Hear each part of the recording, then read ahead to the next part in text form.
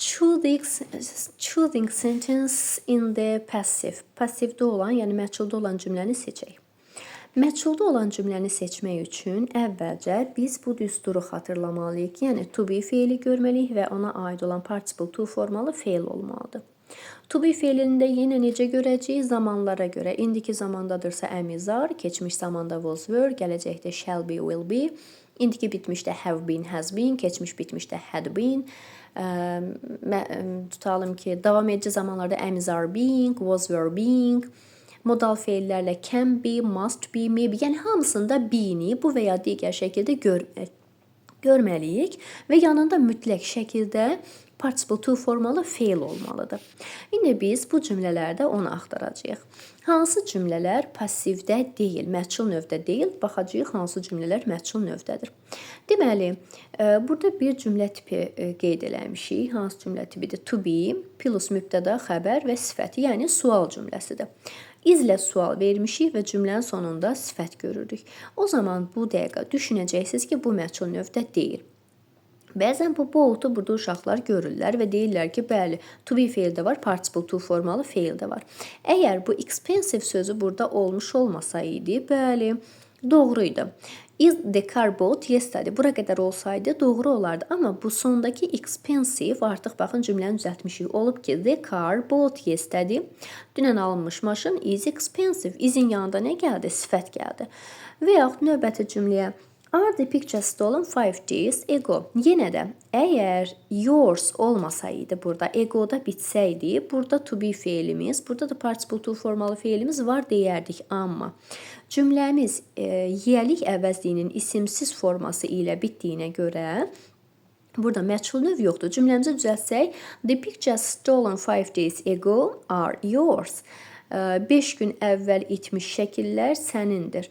Burada baxırıq ki, to be feilindən sonra yours, yəni əvəzliyin isimsiz forması istifadə olundu. İkinci növbədə yadımızda saxlayırıq. There is və ya there are. Ümumiyyətlə, there ifadəsini cümlə önündə gördünüzsə, davamına heç baxmadan burada məchul növ yoxdur deyib çıxardacaqsınız. Üçüncüyə baxırıq. Is this the bike in the park? 2 dənə buna aid cümlə yazmışıq. Bir bu. Is this bike broken in the park? Bunlar arasındakı fərqə biraz diqqət eləyək. Baxın, bir fərq the article-ın istifadə olunmasıdır. Başqa heç bir fərq yoxdur. The article-ını çıxsaq, ikisi də eyni cümlədir. Əgər bu tip bir cümlə ilə rastlaşsaq, o zaman the article-ını arada görmüşüksə, burada məchul növ yoxdur deyə düşünün. Çünki bunu biz düzəltsək, this is the bike. Bu velosipeddir. Gördünüzmü? Məchul növ olması üçün to be feilinin birbaşa yanında participle to formalı feil gəlməlidir və yaxud da ki, aralarına, yəni bu bike'ın yerinə hər hansı bir zaman zərfi girə bilərdi. Just olsun, already və ya hər hansı əvəzlik, mainly kimi əvəzlik deyirəm, zərf girərdisə, girə bilərdi.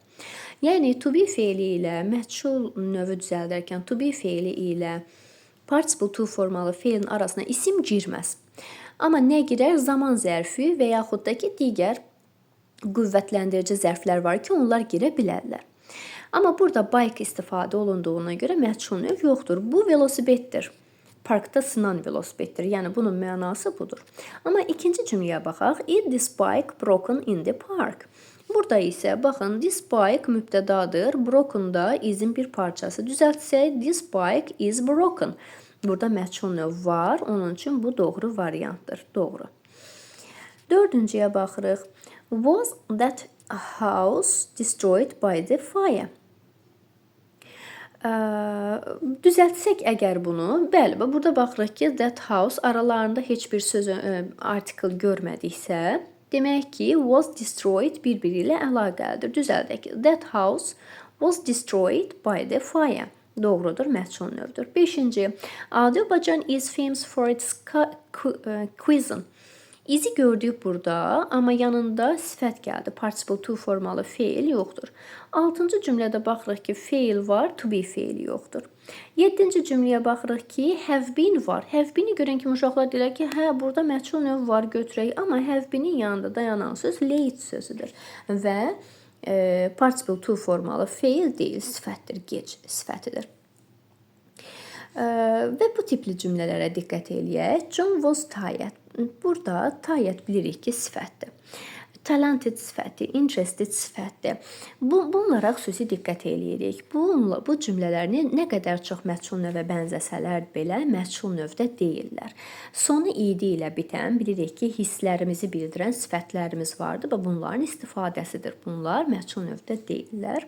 Və ya they were married məchul növdə olmayan bir cümlədir. Bu cümlələrə xüsusi diqqət eləyirik. Burada dayanan participle to formalı fail olmalıdır. Çox oxşayır. Bəli, id var kökündə, amma fail deyil. Hərəkəti ifadə etmir.